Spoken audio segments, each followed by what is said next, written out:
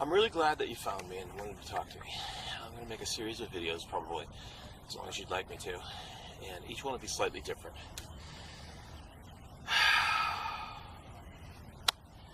First video probably is going to be this one on success. What is success? Because if we define our success improperly, even if we achieve it, we won't know. And most of the time, if we define it according to the general populace and what they think, we'll be shooting at something that's so far off what we should be shooting for that it'll screw us up, and the last thing we'll get is success. So talking about what success is one of the biggest things we can do for ourselves. And I don't mean just meditating, I mean rational thought. Now let's start off as I always like to start off. And realize that we may be intelligent, but we don't know anything. We don't even know that we're sitting here right now. We don't know that we're having a conversation and discussing these problems. And this opens the door to so much, because though we know nothing, we can be aware of so much that most people aren't aware of. And the first thing we become aware of, like I just said, we don't even know we're having this conversation or even have the problems that we have. So because we're not aware or sure that we have the problems that we have, we can first adopt a stance that could be very helpful, and that is that we indeed do not have the problems that we think we have. But only so long as we think we have the problems that we think we have is there a problem. Now, if I start off with that broad statement saying we don't have the problems that we think we have, well then the first thing we need to do is just pretend for a little while that that perspective is correct. Let's just pretend that that dream could be true. Now what do? We don't just get our hopes up and feel good for a while and then everything else let us drain later on, like it always does, and come back to our same miserable state. We start with the premise that we may not have the perspective that we think we do on what our problems even are, and we may not have them. So the first thing we're going to do is assume that we do not have the problems.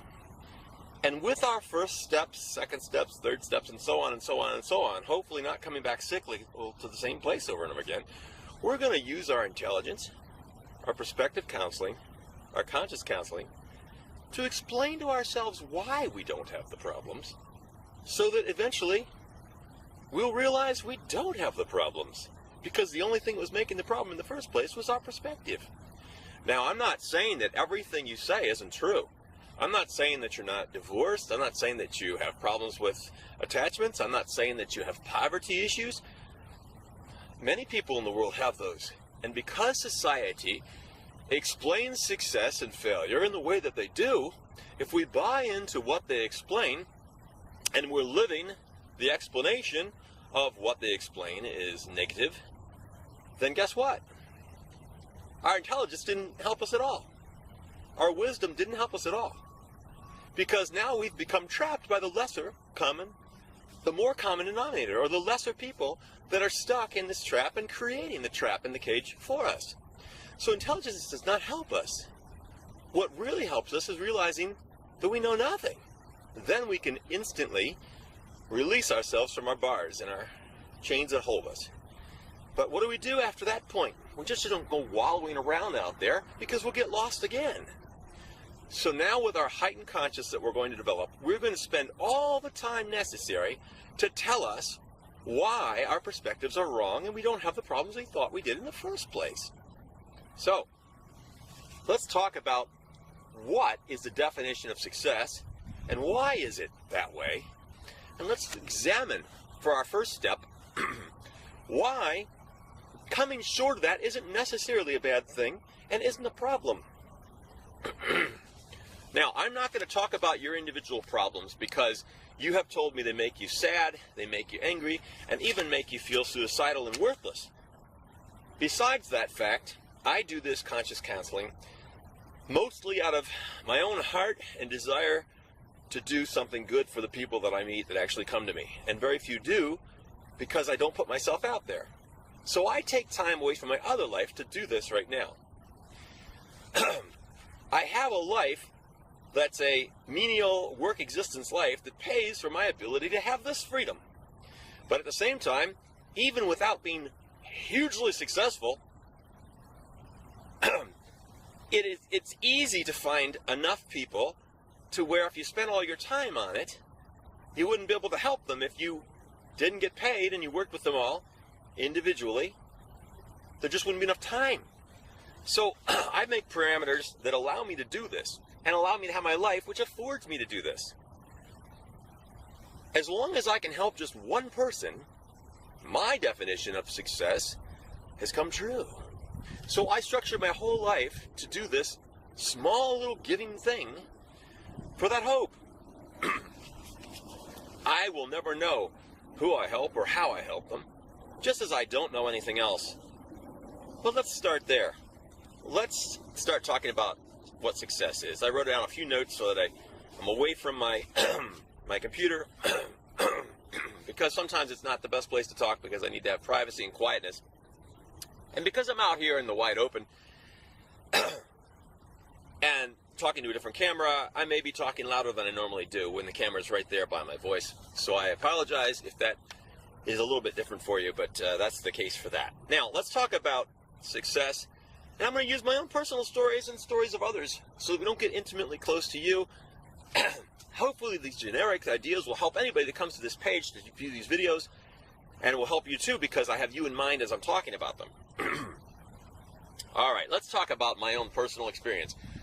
My father and my family come from a series of builders, architects, and conservative Republicans.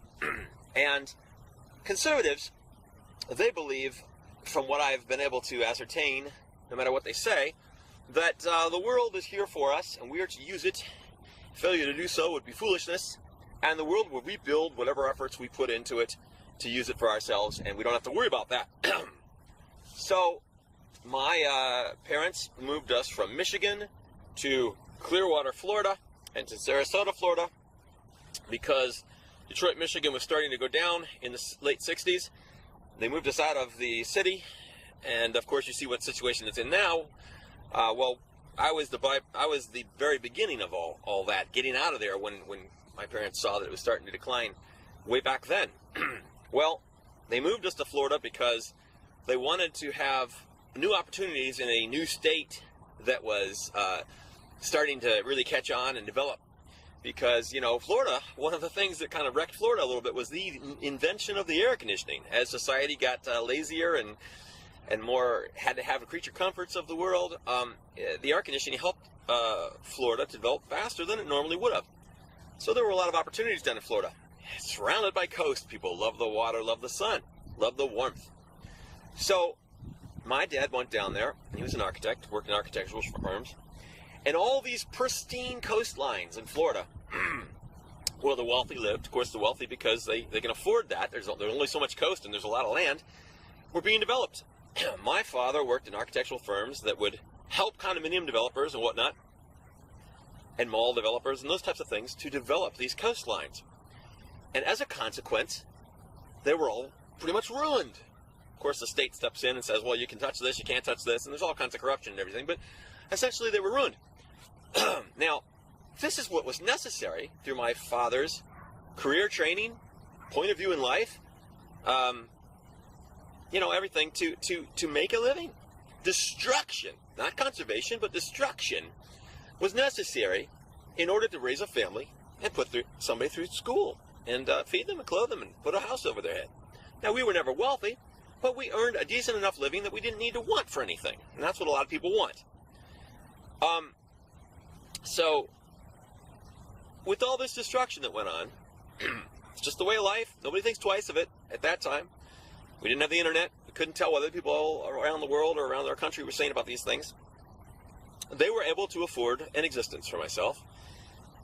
And eventually I ended up going to college. Well, I was an artist type. I saw the negative things in the people around me and my shy nature and my intelligence that kept me a little bit set back from others, sort of like yourself. Needed an outlet so that I wouldn't be stuck there. So one of the things I started to do was say, well, you know what, I'm going to sit down and I'm going to learn how to draw and be an artist, and people will look at that and respect that, admire that. And so because of my ideas to to not be shut in and to have some type of recognition and have some type of relation to others, I developed skills. So my parents looked at those skills and immediately equated that to how I was going to be financially successful, and well-balanced like them. And I was going to make beautiful paintings and be world-renowned, and my mother might be able to live a little bit of her life through me and the success that she's had with her children. And my father, coming from art background and builder background and architectural background, thought I was fine too. So they sent me to school, and they thought when I came back from school, I was going to be painting better than ever and work my way towards a career of a successful artist. In their minds, what success is. We're talking about what the definition of success is. Well, what happened in there, it turned out that I went to a genuine art school. Not just to teach you how to paint and draw and those things, which they did, but they taught you how to think. And not everybody learned how to think, but by golly, I took that up because I realized I was sheltered and I hadn't learned how to think. And so what I brought back with me was this switch that clicked on, and I've been thinking ever since. And that's why I finally came into this, idea that my life has to be all about that. But my parents, they viewed the measure of success in a different way, as I've described already. They lost touch with me and didn't understand how my ability to turn off everything that was just automatic and become something unique was a version of success they couldn't recognize. They didn't know what my thoughts were and understand them. As much as I tried to talk to them, they couldn't understand any of it. And much of the world today doesn't understand any of it. But rather than shut myself aside, like you're saying you're having too much problem with, I always kept the connection. I always was like a dual identity person, like a Batman. And I would do the things that life required to live, and I would also at the same time, that would pay for the things I knew I needed to be doing to justify my life's purpose and existence. So essentially, this little tiny corner of my world is spent doing what's most important, and because of the evils and natures of mankind, I have to do everything else just to justify that little corner and be able to afford it. And that little corner even has to have parameters, like the generic use of videos and things like that. So that's where we're at with that. So my success didn't register to them. But here's the thing. Their success left scars on the landscapes of Florida. And somebody else would have done it if they didn't do it. So I'm not saying it's wrong. We have to do what we need to do to survive. But I almost think the person that was able to be bought and paid for and educated by that destruction needs to now take the responsibility. To whom much great power is given comes much responsibility. And to who is a byproduct of what he sees as destruction and negativity must become more positive. Otherwise, if you don't counteract that, everything goes out of balance and you got no hope for the world or yourself. So I made myself about what I think real success is. Finding one's life purpose and helping and caring and thinking about everything you do and having a heightened conscious and having that be about what life is about. They don't recognize that, and most people don't. That's why very few people come looking for me. And I'm hoping that these unique qualities may help you, because in some ways they're similar. At least I can relate whatever ways are similar, because I'm heightened enough conscious to see where you're coming from and what you've just not been exposed to and what you've tripped up on. Now, you're a good, sharing person, and I feel sorry for you, because I see that even though you're intelligent and capable, you've fallen victim to snares and traps made for you by society long before you ever got here. And I know that you can be lifted up from that. But you first have to believe you can. You have to change your perspective so that you know that you're not what you think you are, because all your judgments have been made based on other people's parameters for you. And then you have to do what I'm doing now and look at yourself and change it and know why you're changing it and be motivated to change it and have a purpose and a reason to change it and not be lost again. So I came back, not successful in my parents' eyes, but with a firm need to somehow confirm my existence and life purpose to undo the negativity that they and others like them have thrust into the world. And not to mention their support of conservative ideals, which are not conservative at all, but rape the landscape and rape the workers that find themselves in a second-class living or a third-class living so that they can be the grunt workers to make the dreams of the higher end come true. All these things are perpetuated, and people like you get stuck in the traps of them. So my parents actually have helped foster and create the ideals that perpetuate some of the ills of society today. So my ultimate purpose is to reach out and undo my little share of that, however I can, whoever comes to me. I would walk to the ends of the earth for just anybody, no matter how wrecked they think they are, no matter how worthless they think they are. But you know what makes you different? Let me tell you what makes you different. There's miserable people out there everywhere. But you realize you are, and realize you need help, and take steps to do something about it. That's so rare. And most of the times, when people decide that they need something, they're not broken. They just want something better so that they can enjoy the fleshly titillations and the things that living in this physical realm will offer them and be able to sustain it. And those people you were talking to about the church, and that'll be the next video, where they say God shined on me and I'm, all this and that, and you're not because you didn't get your brain trick and everything. All those things you were talking about, that's the abomination of how man has used religious purposes for his own usage. And it is a mind trick because they have to keep coming back, because all religious institutions, almost all, are fostered by a home base that requires a physical upkeep, that requires money. And so the entire plan and message of what religion could be gets totally abominated and distorted and upside down, and that becomes inculcated into the other systems the society is thrusting upon us, and it becomes part of the problem, so much so that it's so trained into it all and interwoven with it all that you need to have a heightened conscious just to see it, just to understand. If I were going to talk to another person, you know how far I'd have to go to reach another person that even would understand what I'm talking about right now? It's very difficult. Very difficult. And that's why I don't go out seeking. At first I went out seeking. I thought, oh, this YouTube thing, this is great. I can discuss things with anybody. And you know what I found? All the girls with cleavage had all the hits, and anybody that had a profound idea or understanding or a grand understanding of everything got nothing, because no one was looking for a grand understanding of anything. What people really like is to wallow in the darkness and satiate their titillation needs and fall victim to the slings and arrows and traps that all that does to them. And that's what most people are doing. The only thing that makes you unhappy, even though you are also doing it to some extent, especially with your social intimacy things with, I wouldn't call them intimacy, because they're not intimacy, with people that you want to be with for passionate connection to. The only thing that makes you different is some other people have been proven more successful because they are more connected to the world's things that they need to have, the things they need, monetary things, things that make the world go round. They've attached into that more, and they've been able to be more successful in that realm. But you've been detached because you saw all the flaw, and you almost have gotten to the point where you don't have what your flesh needs even to be whole. But that's okay, because no matter how bad we are, we still live like kings compared to the people of yesterday, even those on welfare. So the good news is you can survive while you're becoming a new person. And if you even just keep this little job that you have that's making enough money to barely pay your bills, during that process where you're doing that, and that's on the side, if you do what I'm talking about here for the other part, you just keep that long enough so that your other part is strong enough to be something more.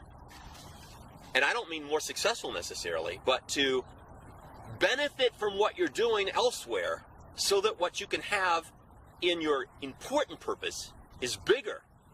Then you'll well up from within inside, from your heightened conscious, and that will self-sustain it. And then the other things eventually will fade away, but that'll be a long time from now, probably. Depends on how successful you are. And when I say success, here's the definition for now. How able you are to really get a hold of yourself, heighten your conscious, change your perspective, understand, and tell yourself with your meditation that's not all willy-nilly all over the place, why you are that, and why you never were in the first place what you thought you were. Because your perspective is more accurate than anyone else's that you succumbed to earlier. That is what is so important. Now, why am I always wearing a white t-shirt? Why do I have paint on my shirt? There's blue-collar workers, there's white-collar workers, and then there's a white t-shirt, no-collar worker. Why do I have paint on my shirt? Why do I always wear a white t-shirt most of the time?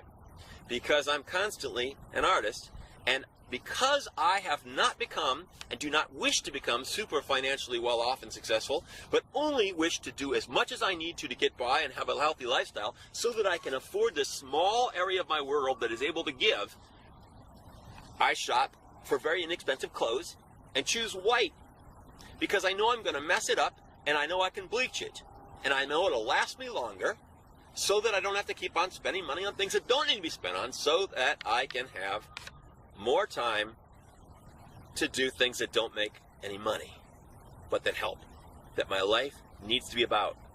You should look at everything you buy from that measly job you got, whatever it is, to help you build up the rest, that in that pool of the rest is going to come the falling away of all what you think is failures, which probably isn't. I knew something was wrong, but I didn't know what it was. That's what got you where you were, and then you're going to let that fall aside, all those things, and you're going to say, why am I not a failure? And in the process of discovering why you're not, you'll become not. Now, I don't want that to just sound hopeful. You'll still be in poverty.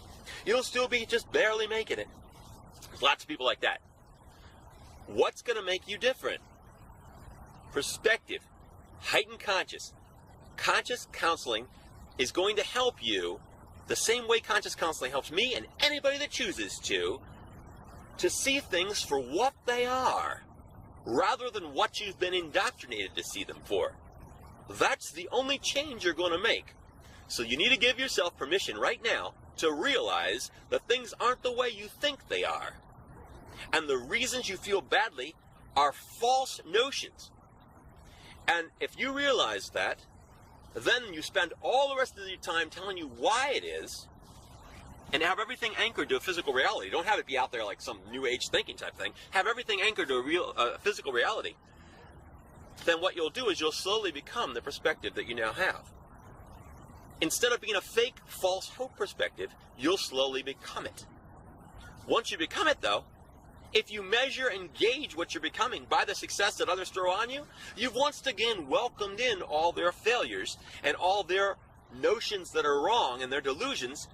And because you don't measure up to them once again, you'll once again think you're not successful. That's why you're going cyclically around, revolving, thinking you're such a failure all the time, because you're always using the same litmus test.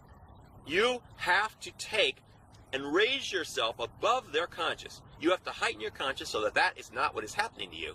And then you'll obtain a different result. And all I'm telling you to start with is know the different results already different right now, because you're already not understanding what you even think you understand right now, so that you have permission to give yourself the permission to know that the result that you think you're standing on right now isn't even the result at all, and all your notions about it are mostly delusion, and at very best, they're all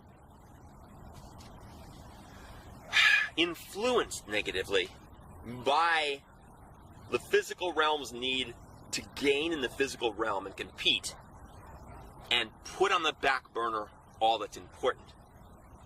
That's where all your makeup has come from, of what you think. And in that lies a flaw. What's the basic flaw there? Without getting into the religious video, which we'll probably do in a little while, the basic flaw is that you succumb to the fact that everybody in the world doesn't do unto others as they want done unto them, but only does to themselves however they can and get away with it, so that they can have what they need in the physical realm.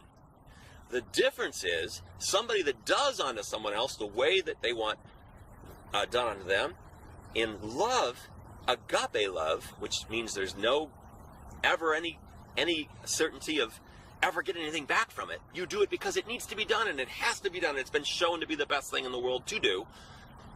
That's the difference. If you can have agape love, you can love yourself.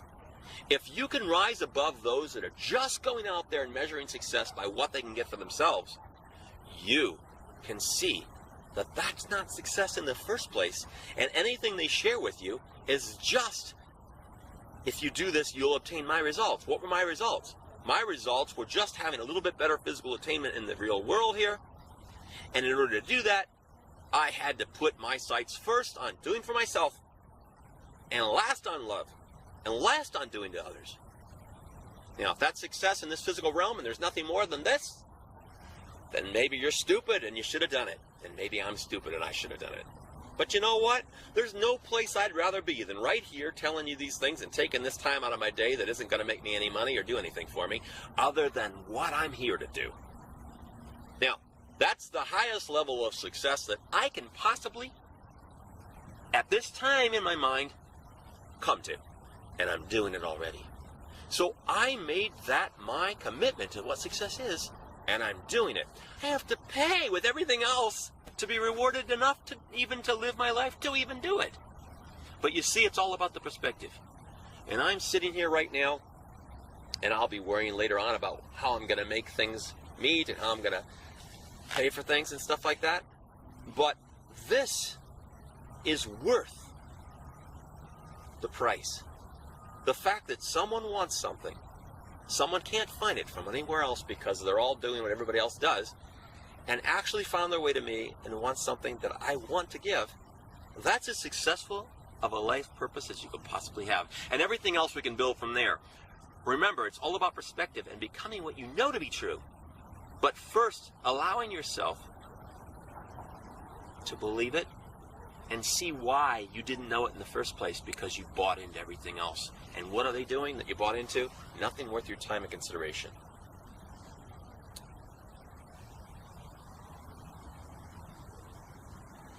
I have talked about everything on my list. So this video is done. Do not just get positive. Look at this video a number of times. If you just get positive and hopeful and don't do what I've talked about, you won't receive the same balance and results and perspective as I do. You'll just be right back to whatever factors in your life are restricting you and making you be that. Don't use this as just another tidbit that's thrown to you.